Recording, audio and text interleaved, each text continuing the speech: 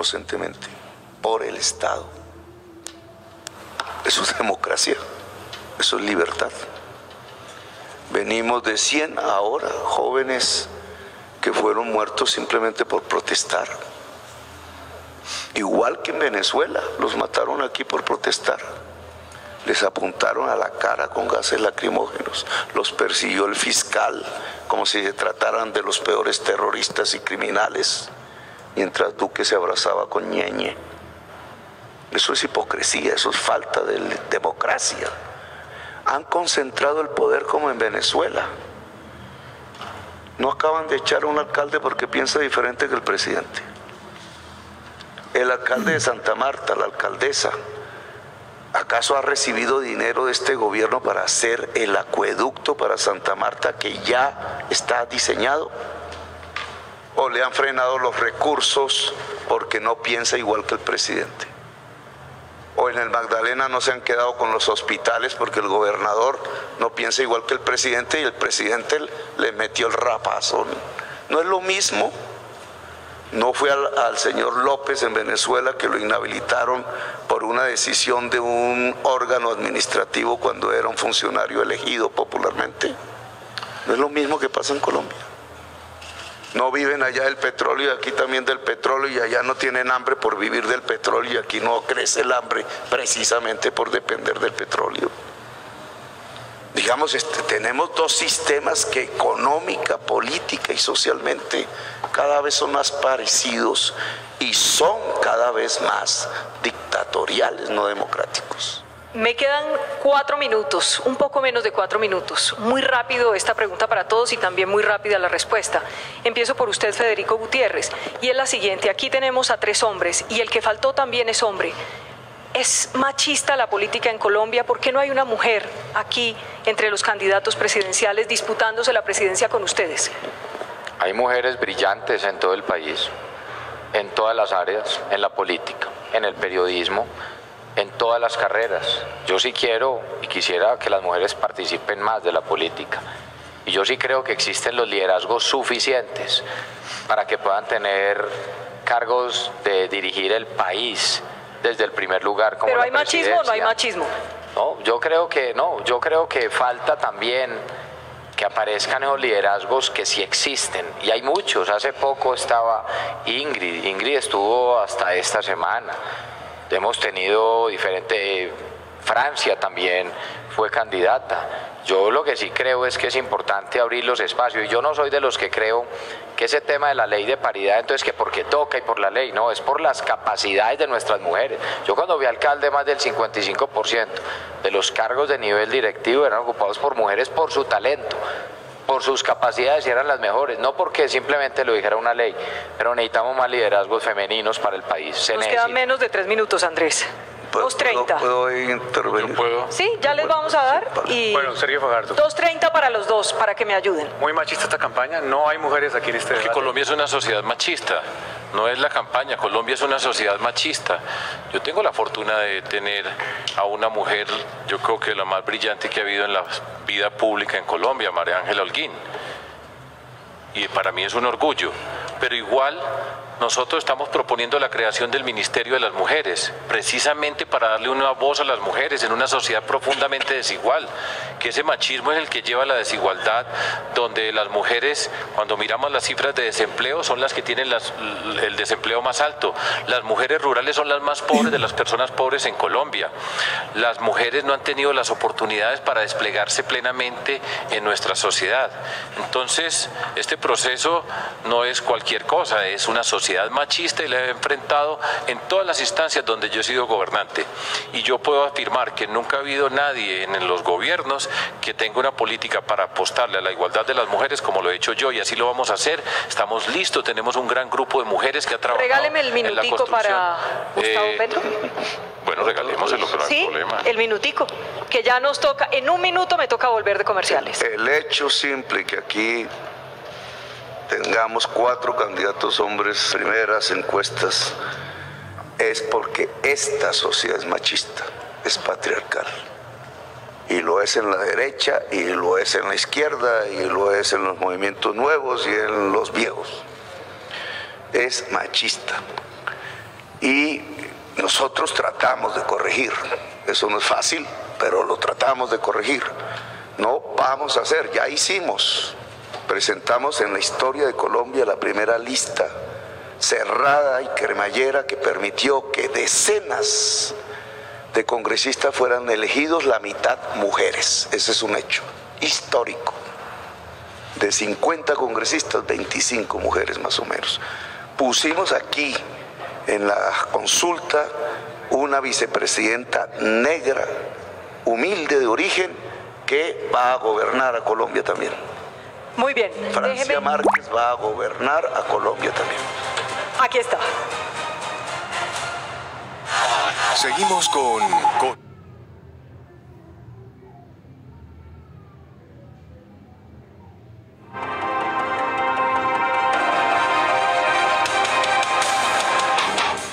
Estamos de regreso, Andrés, ya tenemos las 9 de la noche, 24 minutos en el debate definitivo, tendencia número 1 en Colombia. Ustedes pueden seguir emitiendo sus opiniones a través de las redes sociales con numeral el debate definitivo, y vamos a un bloque muy interesante que es el bloque económico.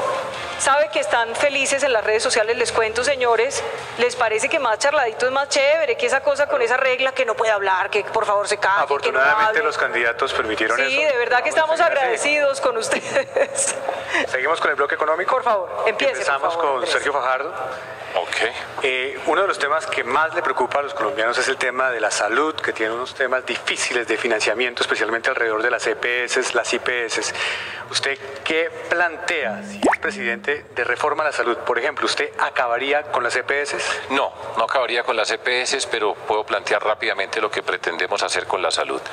Primero, gran lección de la pandemia, el énfasis en la salud tiene que tener como primer punto la salud pública, en particular todo lo que tiene que ver con promoción y prevención. El mismo cuento. Y esa promoción y prevención y la salud pública tiene que ser conducida por el Estado. Y cuando digo el Estado, tiene que ser el Ministerio de Salud, el Gobierno Nacional, las Secretarías de Salud en los gobiernos departamentales y la Organización de la Salud en los gobiernos municipales. Y tenemos que definir cuál es el papel de las EPS en el marco de la salud pública. Y vamos a avanzar en el seguimiento de las EPS y vamos a construir un modelo de salud territorial. Las EPS tienen que estar ubicadas en un territorio, entender la epidemiología de ese territorio, organizar la función de las EPS en ese territorio, y tenemos que hacerle un seguimiento muy riguroso, porque hoy de 32 EPS que tiene el país, 18 están en crisis financiera. Ese modelo es fallido, claro, porque no se ha tenido el rigor para hacerles el seguimiento. Repito, las vamos a ubicar territorialmente, vamos a enfatizar en generar un fondo creado alrededor de las EPS para que no ocurra lo que ha ocurrido, las fallas que ha ocurrido, las EPS que han fracasado, que han dejado una gran cantidad de personas en el aire regadas por todo el país. También vamos a hacer otro par de cosas que quiero señalar. Uno, la regularización, la dignificación del trabajo de las personas del mundo de la salud. Son trabajos precarios que no se merecen, que no se merece el país, y lo vamos a tener que hacer, y vamos a hacer una reforma de manera tal que toda persona que esté en el mundo de la salud tenga un contrato digno y que sirva para dignificar esa posición. Y finalmente, dentro de las muchas cosas que tenemos que hacer está la apuesta, que es parte de una apuesta que tenemos nosotros para el desarrollo productivo de nuestro país, un gran centro nacional de investigación e innovación alrededor del tema de la salud. Nosotros tenemos la capacidad, vamos a articularnos, lo vamos a convertir como un reto de nuestro país, y vamos a generar nuevas alternativas de desarrollo para Colombia. Vamos a crear nuevas empresas asociadas con la salud, como la fabricación de vacunas, por ejemplo, que perdimos en nuestro país, y vamos a hacer una transformación productiva con ese uno de los grandes centros que vamos a tener para desarrollar a Colombia, junto con la agricultura, junto con el Centro de Transición Energética y Cambio Climático, Industria y Servicios y Biodiversidad y Bioeconomía. Turno para los comentarios sobre el tema de la salud y el futuro de las EPS. Gustavo Petro. De acuerdo con Sergio, en el sistema de prevención, que significa territorializar y llevar médicos y médicas al hogar. Yo lo hice en Bogotá y bajamos todas las tasas de morbilidad y mortalidad. Hay que extenderlo a toda Colombia, y es público, pago por el Estado, implica un salario mínimo al personal médico por encima del salario mínimo legal en Colombia, reconociendo sus estudios. Le pagan una La prevención es fundamental porque disminuye la enfermedad en Colombia. Y ese es el derecho a la salud. Debería ganar está por fuera de las EPS. Todo ciudadano o ciudadana tiene derecho a participar y recibir los beneficios del sistema de prevención de salud público en Colombia. ¿Qué haremos? 2. Habrá un giro directo de la ADRES, que es el fondo que maneja los recursos de la salud. Fondo que recibe el dinero público y el dinero de las cotizaciones en ambos regímenes directamente a las instituciones que prestan salud públicas y privadas en Colombia, sin intermediación financiera. Significa que el Estado debe entregar de su presupuesto el mejoramiento tecnológico y cubrir los gastos de la red pública hospitalaria. Y significa que las EPS, que hoy en su mayoría las que quedan, porque 110 quebraron, dejando deudas a la red hospitalaria, son de las cajas de compensación, la inmensa mayoría.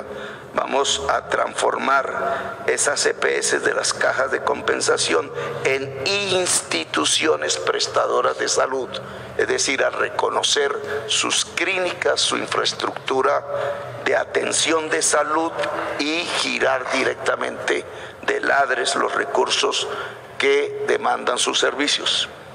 Y me comprometo a iniciar, potenciar, reconstruir la industria farmacéutica de Colombia. Así es. El gran agujero por donde se van hoy todos los millones de pesos. Los recursos de la salud es el precio de los medicamentos. Carísimo, costoso. Por ser importados en su mayoría con monopolios de la importación que se quedan con el dinero público y privado. Yo quiero que la industria de genéricos pueda potenciarse en Colombia para abaratar los costos de la salud. Industrias que pueden ser privadas, que pueden ser públicas, empezando por la producción de vacunas que ya tenía Colombia, se perdió en el gobierno de Andrés Pastrana y vamos a reconstruir y fortalecer. Su comentario sobre el tema de la salud en Colombia, candidato Gutiérrez. Aquí lo primero es que el modelo de salud en Colombia debe basarse en la prevención y promoción en salud, evitar enfermedades. Por eso la prevención es fundamental y la atención a tiempo. Una de las cosas es recuperar la dignidad en el sistema, acabar con las filas indignas. Yo lo hice cuando fui alcalde de Medellín, fortalecimos la red pública de salud y acabamos con las filas, se puede hacer. La integración del modelo de salud a través del modelo MIAS, que es el modelo de integración de salud con todos los actores del sistema. Gutiérrez, no se ha ido por ahí a no hay que acabarlas, lo que hay que 4 o 5 de la mañana son vigilarlas, que cumplan, a una de las que no se roben la plata públicas como de salud muchas como otras sí se la han robado, a ver cuánta que es la gente está corrupción haciendo en el fila. sistema de salud, pero también mirar cuáles son las EPS que pueden cumplir esa función social. Cuando yo llegué a la alcaldía encontré una EPS quebrada, se llama Sabia Salud. Encontramos casi pérdidas acumuladas que iban llegando a los 800.000 millones de pesos. Sí, y en 4 años la entregamos con finanzas sanas y entregando un buen servicio y mejor servicio a la gente. Sí es posible hacer un buen modelo de salud, a través también de cómo, de educar al usuario de dónde debe ir de acuerdo al nivel de la enfermedad y a qué centro asistencial, y que lleguen los centros asistenciales también de baja, mediana y alta complejidad a los barrios, de acuerdo a donde está la gente afiliada. La gente no tiene que seguir recorriéndose en las ciudades de una esquina o de un extremo a otro. Las EPS y las IPS deben de estar donde tienen a su gente asegurada, tanto las EPS públicas como las privadas, que se le pague de manera cumplida a las IPS, a las clínicas y a los hospitales. Pero también hay que decir que a los médicos y personal asistencial en salud hay que pagarles bien y las condiciones tendrán que cambiar. Si abusa frente al tema del contrato por servicios en vez de estar vinculados y bien remunerados. Mi fórmula vicepresidencial, el que será el próximo vicepresidente de Colombia, Rodrigo Lara, es médico, y con él venimos planteando esto con las asociaciones de médicos, enfermeras, y se tiene que cuidar el sistema de salud en Colombia y garantizar el servicio de calidad para la población pobre no asegurada, que es fundamental, y que nadie se quede sin el servicio de salud. Cerramos con sus 2 minutos, Sergio Fajardo, este tema de la salud, por favor. Pues voy a aprovechar la oportunidad para explicar algo porque no tengo claro si vamos a hablar de estos temas acá, y lo voy a hacer aquí porque lo mencioné parcialmente. Nosotros pretendemos cambiar el modelo de desarrollo productivo de Colombia, pasar de un modelo que ha dependido del petróleo, del carbón, y llegar a un modelo que entiende lo ambiental como parte fundamental del desarrollo, y sabemos trazar una ruta para llegar allá. Voy a decirles solamente una componente porque me parece muy importante y la quiero resaltar. Nosotros vamos a hacer una gran apuesta por la ciencia en Colombia. Y vamos a hacer de la ciencia, junto con la educación, con la tecnología, con la innovación, con el emprendimiento y la cultura, motores de nuestro desarrollo. En ese sentido, estamos planteando la creación de 5 grandes centros nacionales de investigación e innovación alrededor de 5 temas estratégicos para el desarrollo de Colombia. El primero, el Centro Nacional de Investigación e Innovación en el tema de la agricultura. Vamos a incorporar el conocimiento, vamos a juntar la capacidad que tiene nuestro país dispersa y regada por todas partes para investigar acerca de todo lo que tiene que ver con la agricultura en nuestro territorio, con acompañamiento internacional como parte de la función de las relaciones exteriores de nuestro país. Y esa investigación la vamos a convertir en innovación para generación de nuevas empresas. Vamos a generar 1,5 millones de empleos nosotros en Colombia, y la mitad vendrá de estos centros. Acabo de explicar el primero, donde vamos a apostarle a la seguridad alimentaria con el conocimiento para llegar con los bienes públicos, para que nuestro campo sea productivo, ampliemos la capacidad exportadora. Los otros los voy a mencionar rápidamente. Apostarle a la industria y servicios. Colombia se tiene que reindustrializar. Nosotros tenemos que acabar con este cuento de que nosotros no tenemos la capacidad para producir nosotros, para avanzar en la industria manufacturera, y tenemos la capacidad para generar nuevos empleos en esa área. Igualmente, la transición energética y el cambio climático. La capacidad nuestra de investigar nuestros temas, de articularnos con el mundo, de generar nuevos empleos y ponerle rigor a todo lo que nosotros vamos haciendo. Y por supuesto me falta mencionar la biodiversidad y la bioeconomía. La ciencia va a ser protagonista del desarrollo en Colombia. Vamos a aumentar el presupuesto para la ciencia en 1% del Producto Interno Bruto, y con ciencia y educación vamos a empezar a abrir una cantidad de oportunidades para generar empleo, para cambiar nuestro país y tener un nuevo modelo de desarrollo productivo. Bueno. Vamos entonces, ¿se acuerdan que habíamos quedado? Mi discurso está que se traslada para allá. Se están coqueteando mucho Petro y Fajardo, me parece. No, eso está bien, porque los procesos de una campaña electoral debe llevar precisamente a los consensos, y cuando se logra... La única que le coqueteo es a Mariana, la ayudó a Petro para nada, ni más faltaba. Transitar de la economía extractivista a la productiva ha sido nuestro principio general en economía. Veo que usted hace caso omiso del comentario de Sergio Fajardo. Después hablamos de eso. ¿Se acuerdan que habíamos quedado en un bloque donde ya había habido unas preguntas de allá para acá? Habíamos quedado en que Petro le iba a preguntar a Federico, Federico a Fajardo, Fajardo a Petro. Entonces empecemos, aunque no le gusta a Petro, a preguntarle a Federico, por favor. Usted ha dicho que apoya las fumigaciones con glifosato. ¿Usted cree que ese instrumento que se ha aplicado en Colombia durante muchos años realmente funciona para acabar con las organizaciones multicrimen que hoy tienen control territorial y poder en este país? El cara a cara. Quien plantee una política contra las drogas, creyendo que el glifosato es la solución, está completamente equivocado. Además, hoy no siquiera se puede fumigar. Yo soy respetuoso de las decisiones de la Corte, y yo lo que sí creo es que donde no hay Estado hay legalidad.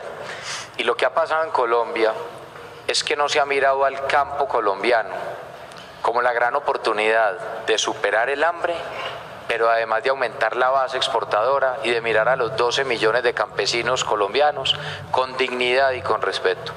Por eso yo estoy proponiendo la revolución del campo a través de un programa que se llama Agrosocial. 12 millones de familias campesinas que necesitan la oportunidad del Estado. ¿Por qué una familia campesina alejada de todo lo que ocurre y donde no llega el Estado, por qué termina sembrando los cultivos ilícitos? Porque allá llega alguien de grupos criminales y dice, siembre esto, o voluntariamente o los obligan, son víctimas, son víctimas, son víctimas. Entonces aquí el foco del combate no es el campesino hay que cuidarlo y protegerlo. Y yo lo que he planteado es la sustitución de cultivos ilícitos, pero a través de una forma productiva, llevando las vías al campo, y están incluidas de pasar de 1 billón de pesos a 3 billones anuales.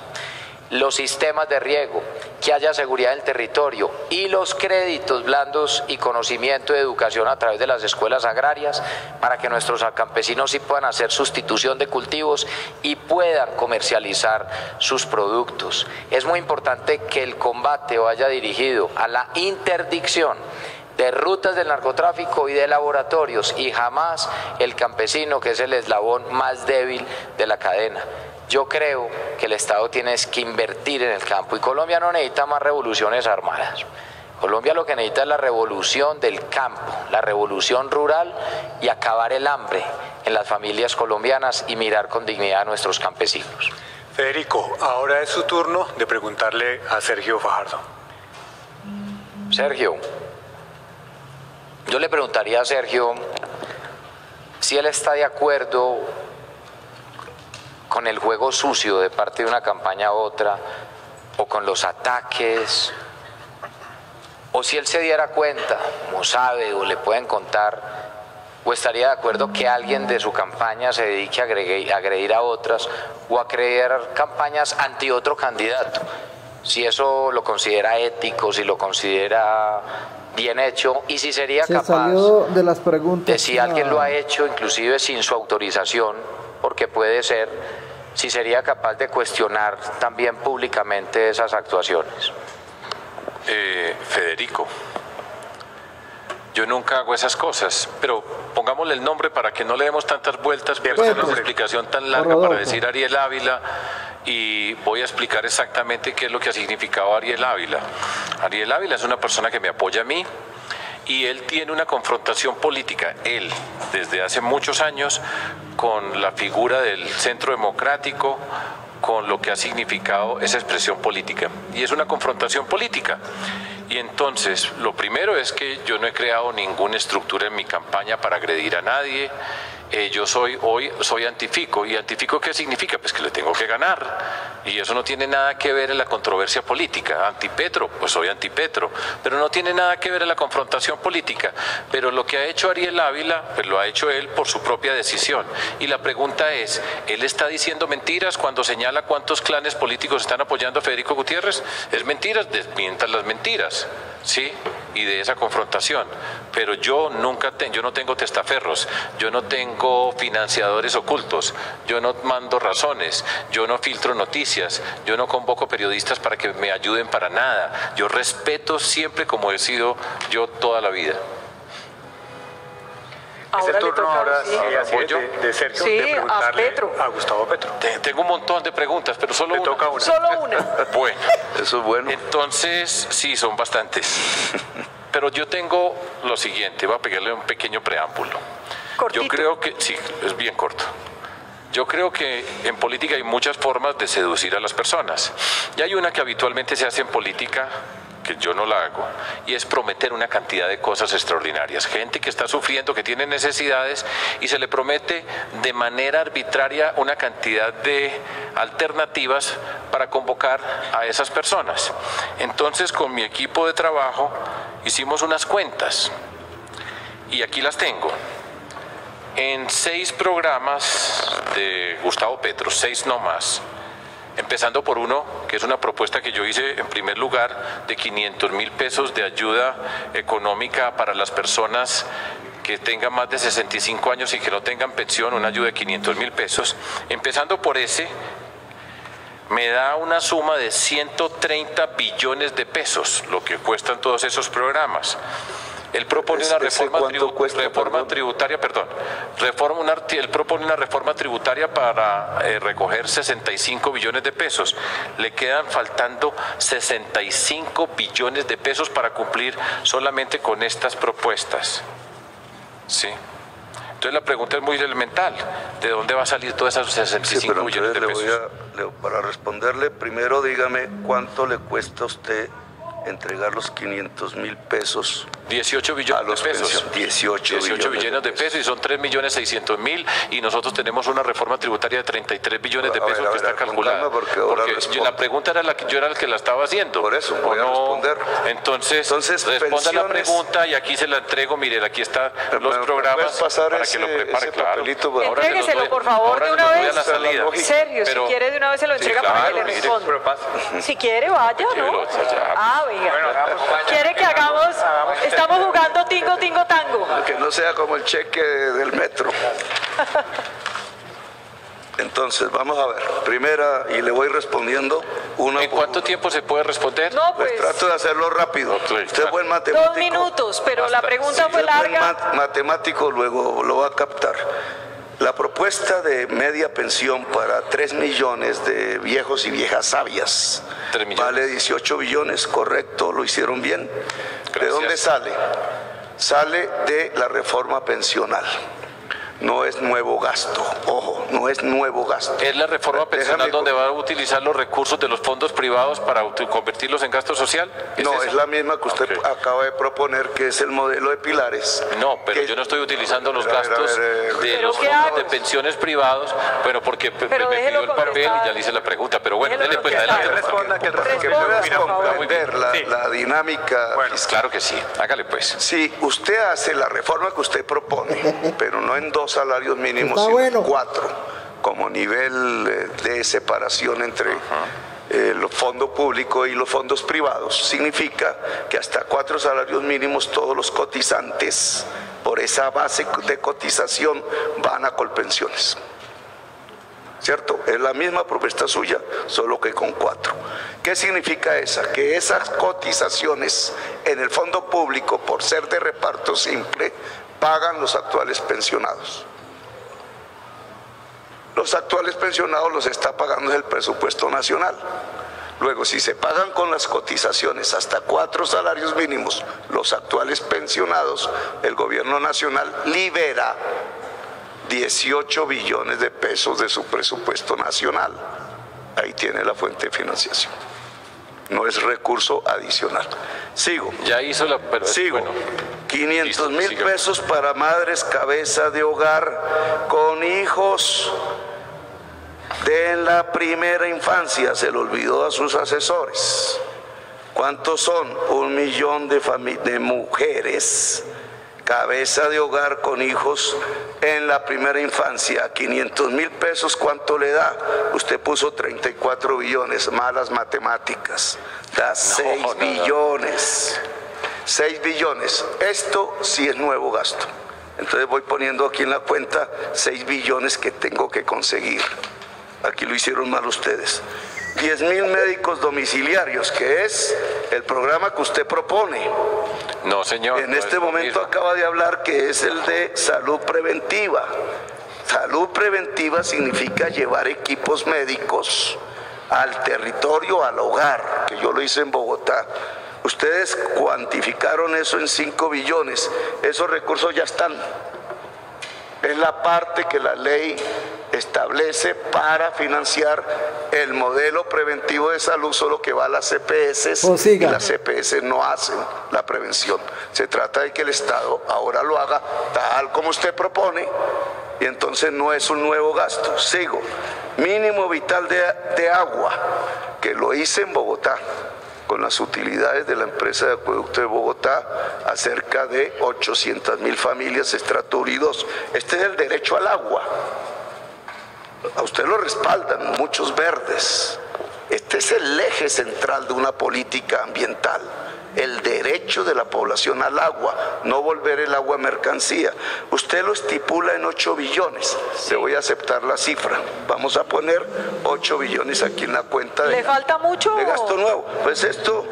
Porque creo que nos quedan como 12 minutos. Porque además le podemos poner la siguiente tarea, que revise bien esas matemáticas que son ficticias porque entonces y las revisa para el debate del jueves y allá nos encontramos y discutimos sobre estas cifras. Sus asesores no metieron, sí metieron unas cosas que yo no he dicho, pero no metieron el gasto fundamental que me propongo hacer, que no está aquí. Es que toda la juventud pueda acceder a un sistema de educación superior, incluido el SENA, sin excepción, porque es gratuito. Eso implica que 2,5 millones de jóvenes hoy puedan ser parte del sistema de la educación superior, profesor. Muy bien. Ese es el salto que me propongo para construir una sociedad del conocimiento y creí que usted estaba de acuerdo con eso. ¿Cuánto vale eso? Pasar de 4 a 14 billones de pesos anuales el presupuesto de la educación superior, luego sumo 10 billones más. Total de la suma, 24 billones. ¿Cuál es la reforma tributaria que yo estoy proponiendo? Una de 50 billones anuales. ¿Para qué? Para que un peso vaya a disminuir el déficit fiscal, porque yo quiero responsabilidad de las finanzas públicas, lo cual disminuye el costo de la deuda del Estado colombiano y estabiliza las finanzas, y un peso al gasto nuevo social.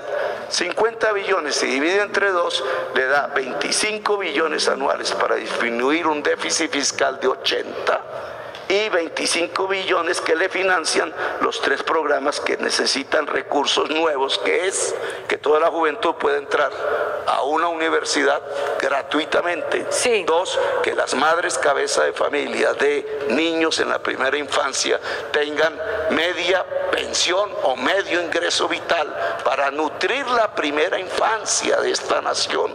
Y Gustavo 3, Petro. que nuestros viejos y viejas que hoy no tienen nada, 3 millones de viejos sabios y viejas sabias tengan medio pensión. Tiene que Podemos contarle. financiar. Si hay 50 billones en una reforma tributaria que implica quitar todas las exenciones, que implica un impuesto a dividendos, que implica un impuesto a utilidades bancarias, que implica una renta presuntiva a dineros en paraísos fiscales, es decir, que implica en cierta forma afectar tributariamente una élite económica de 4.000 personas que no le están pagando impuestos al Estado. Gracias. Bueno, Pero Creo perdón un momentico. No, pero es que era una pregunta No, de él, vuelvo usted la a él, cita, Por eso, no, pero se no. demoró 1 hora en la respuesta y yo Claro, hice la pero pregunta entonces- en 1 minuto. Y entonces yo lo que voy a mira sugerir todo es lo lo que me siguiente, presentaste. que Pero revisen bien. entonces aquí nos toca El darle la palabra populista que también a revise Federico muy bien las Gutiérrez. cifras y el jueves nos encontramos en el próximo debate No y le vamos a insulte, demostrar Sergio, vea los argumentos en por la política supuesto, del amor. y los estoy La escuchando y con decencia en todo la el gusto. política son los Y argumentos. por eso le digo yo que le vamos a revisar las matemáticas que usted hizo, ficticias como habitualmente hace, para prometer una cantidad de cosas que no se van a cumplir. Entonces las revisamos y el jueves nos encontramos. Fallaste, Sergio, porque Bueno, problemas yo que tengo la me he propia. puesto Ahí y está. no cuantificaste bien, Aquí no está, y sumaste se lo- bien, aquí no lo tengo también mi restaste copia bien. y no le voy a poner pedir recibido. Bueno, muy Simplemente bien. el próximo jueves nos encontramos y volvemos a revisar. Solo esas dígame una temáticas. cosa, ¿usted no lo convenció entonces, Petro? Por Con las supuesto cuentas, que no. no lo convencieron, Por listo. supuesto que no. Que aquí Porque es está una pidiendo la retórica palabra de el inflar señor. cuentas y de Federico está meter pidiendo, unos se volvió el tema. cuentas y cuentos que van de la mano. Perfecto, diga Federico. Federico. No, mire, pues a ver si dejan tiempo estos dos señores, pero yo creo que hay que ser concretos para no echar tanto cuento. Sí hay muchas cosas que hay que hacer y las reformas se tienen que hacer de manera responsable. Por ejemplo, uno de esos programas que en eso es donde uno coincide, la pregunta es la forma, ¿cómo hacerlo? ¿Cómo hacerlo? Entonces yo, por ejemplo, creo que hay algo que, por ejemplo, pone en riesgo Petro, que es cuando le dice a 18 millones de colombianos que tienen los ahorros en los fondos de pensión privado y donde dice que eso es un ahorro del Estado y que él se lo va a gastar. Yo le quiero decir a los 18 millones de colombianos que han ahorrado ese ahorro individual y que es de ellos y de sus familias, que conmigo esa platica no va a estar en riesgo y lo vamos a respetar porque no es un ahorro del Estado, sino que es un ahorro individual para empezar. Segundo, yo sí coincido en que hay que acabar con la pobreza en el adulto mayor. No tiene sentido que hay 3 millones de adultos mayores hoy aguantando hambre, que no lograron pensión, que no están en edad productiva. Y yo propongo reformar el régimen pensional, dejar lo mixto de acuerdo a Colpensiones y el régimen fondos privados de pensión. No modificar la edad de pensión ni en hombres ni en mujeres. Y lo que sí no tiene sentido es que entonces hoy las pensiones altas de los que más tienen, de los que más plata tiene en Colombia, sean los que reciban los subsidios del Estado, que hoy son alrededor de 20 billones de pesos anuales. Esos subsidios tienen que ir a las pensiones más bajas y ahí hay que modificar. Se le da garantías a quienes ya lograron esa jubilación. Bajo ese criterio es un derecho adquirido y se le respeta. Quien está en ese último cuarto de milla y ya pasó a Colpensiones, a esos últimos 10 años de cotización, se le respeta también esas garantías, pero muchas cosas sí tienen que cambiar. Y esos ahorros que se adquieran tendrán que ir de una forma gradual, desde el primer día de nuestro gobierno hasta el último día terminando, a cubrir 3 millones de adultos mayores que puedan recibir esa mesada mensual con responsabilidad fiscal, teniendo de manera progresiva hasta llegar entre 330.000 y 500.000 pesos al final del gobierno. Pero no podemos dejar que aguanten hambre y no podemos dejar de ser solidarios con quienes hoy no lograron una pensión. Algo importante, eso es lograr un sistema que le dé garantías a quienes vienen en la cola, los más jóvenes, que algún día tengan pensión, y necesitamos un sistema sostenible, pero además hacer justicia social y que sea viable financieramente. Y termino diciendo, también vamos a proponer que quienes están en Colpensiones cotizando bajo un salario mínimo mensual, se baje el tiempo de cotización de 25 a 22 años y hagamos justicia social. Es que podemos estar de acuerdo en que hay que eliminar la pobreza, podemos estar de acuerdo en que Colombia no va bien en muchos temas y que necesitamos un cambio. La discusión es cómo logramos esos cambios, y tienen que ser viables y tienen que ser sostenibles financieramente, y no se trata de hacer reformas tributarias por hacerlas. Claro que hay que revisar temas de exenciones, pero no es acabar tampoco con un sector productivo que lo que tiene es que generar también empleo. Si en Colombia casi, mejor dicho, incendian el país, algunos violentos, estimulados por algunos, porque no es la protesta social, yo voy a defender la protesta social y la voy a garantizar. Yo lo que no estoy de acuerdo es con los violentos, por una reforma mal presentada por el gobierno de 21 billones de pesos y la tuvo que retirar. Ahora, ¿cómo será una de 50 billones de pesos al año? Yo sí quiero ver de dónde van a salir los recursos y cómo justamente, entonces, si algo no era bueno, ahora cómo devolvió excepcionalmente bueno. Yo no estaba de acuerdo con una reforma de 21 billones de pesos y después terminó en una reforma de 14 billones de pesos, que casi que fue un extintor social para pagar el drama social de tantas familias, pero que no alcanzan hoy los recursos para todos los programas sociales. Yo estoy proponiendo una renta básica ampliada a 5 millones de hogares y que nadie aguante hambre en Colombia, pero todo eso va a tener una responsabilidad fiscal. ¿De cuánto? ¿De cuánto? A ver, Vicky. Señor. Porque, digamos, aquí las matemáticas están fallando. Lo que acaba de decir Federico es: quiero, y coincide conmigo, en que 3 millones de viejos y viejas tengan media pensión, 500.000 pesos mensuales. Eso vale 18 billones anuales. De la reforma que propone Sergio, pero que él no se dio cuenta de las consecuencias, sale el dinero. No porque salga de las cotizaciones, sino porque al llevar las cotizaciones, Federico, no el acumulado del ahorro, que es diferente, sino el flujo que se cotiza cada año de la ley en adelante.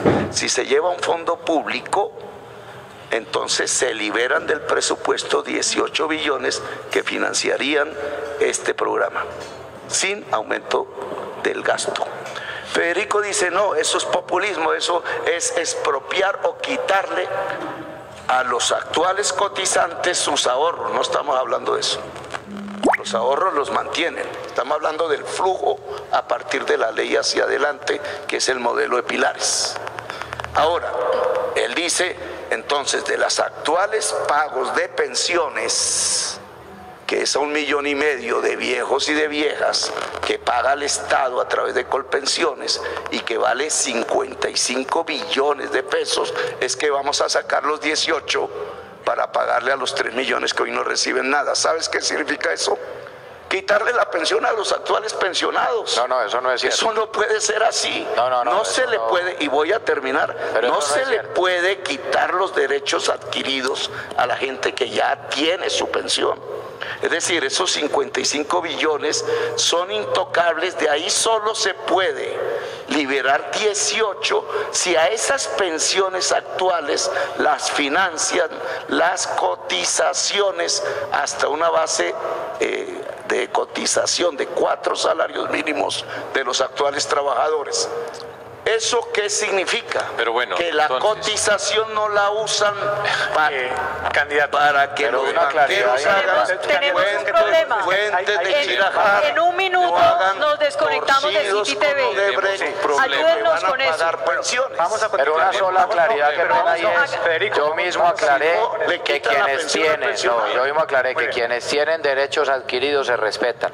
Y ya otra cosa es que Petro haya cambiado el discurso, porque él sí dijo en algún momento que le iba a quitar la plata a la gente de los fondos de pensión. Federico y Gustavo, no es cierto, nosotros siempre El mismo hemos modelo hablado fallido de Argentina, el mismo modelo fallido de Argentina. vamos a que cerrar. no Eso estamos que quiere haciendo el modelo replicar de y Argentina. acabaron con el Mira, país. Federico, Mire. para que lo entiendas Vamos- bien, vamos mi a ir, propuesta es exactamente igual que la de Sergio. Bueno, listo, No, pero que vamos- es exactamente igual que la de Fede No, Desarrollo. yo no creo que Desarrollo Sergio- pone un primer yo no pilar creo que en un Sergio quiera salario quitarle la mínimo, plata a los fondos de Sergio en pensión 2 privada. y yo en 4. No. Pero no es lo que usted dice, usted no entendió No, la propuesta no, y entonces está simplemente haciendo una crítica sobre una falsedad. Ahora, yo sí le preguntaría, si Pero bueno, estamos de perdón. acuerdo en entregarle Entonces, a 3 pues, ¿cómo la millones, movida aquí? 18 billones en pensión, media pensión mensual, los que hoy no reciben nada, ¿de dónde saca usted la plata?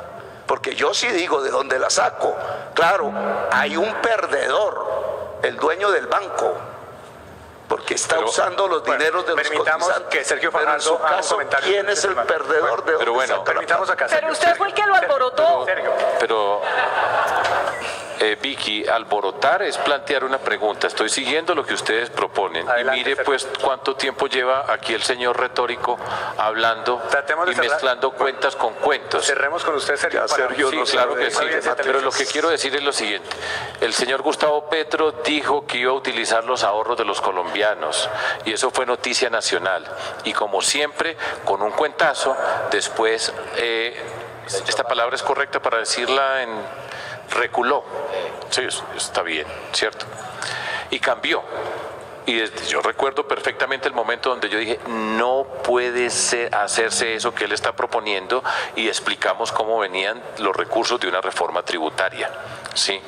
Entonces, ese es un elemento recurrente en este esquema de hacer unas propuestas populistas, digamos la palabra, como cuando dijo que con 4.000 contribuyentes él resolvía el problema tributario en Colombia, o cuando dijo cómo iba a imprimir plata del Banco de la República. Entonces, pues eso hace parte de lo que yo he estado diciendo, y es una forma permanente de hacer unas afirmaciones, después cambia y enreda, pero entonces nos vemos el jueves, ahí están las cifras Es el y las jueves. miramos. Vicky, Señor. lo que pasa es que yo sí quiero de Sergio, porque lo considero serio, que sea Gracias. serio, para entendernos bien, porque nos tocará entendernos y es bueno entendernos. Cuando yo hice mi propuesta pensional, que es exactamente la misma suya, que usted